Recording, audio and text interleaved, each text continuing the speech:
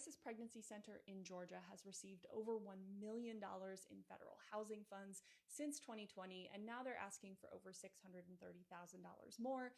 Let me explain.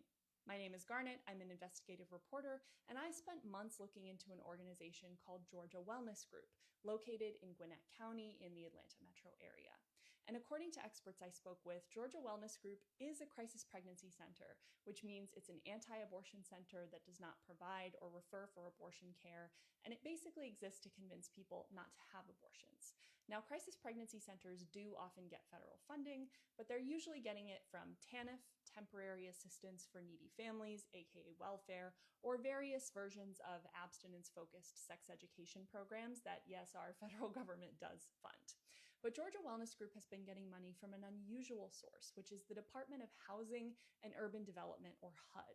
And specifically, they've been getting money from a program where HUD gives money to states, cities, and counties, and then those local governments decide which organizations in their area are going to receive funding. So it's actually the commissioners of Gwinnett County that have given Georgia Wellness Group this money. But the thing is, a lot of people in the community either didn't realize this was happening or didn't realize that Georgia Wellness Group was a crisis pregnancy center until the summer of 2025. And that's when reproductive justice advocates learned that Georgia Wellness Group had applied for HUD funding specifically to build a maternity home. Now, that might sound like a good thing. More and more people are being forced to carry pregnancies to term by abortion bans and closures of clinics. And a lot of people are really struggling financially right now. Vulnerable people who are pregnant and may be at risk of homelessness need places to live, right? But the problem is that anti-abortion maternity homes have a long history, and even a very recent history, of coercion and control of the pregnant people who are living in them. And specifically, they have a history of coercing people into placing their children for adoption, even if that's not necessarily what they wanted. And so advocates were really concerned about this, and they started a big campaign to try and pressure the commissioners to vote no.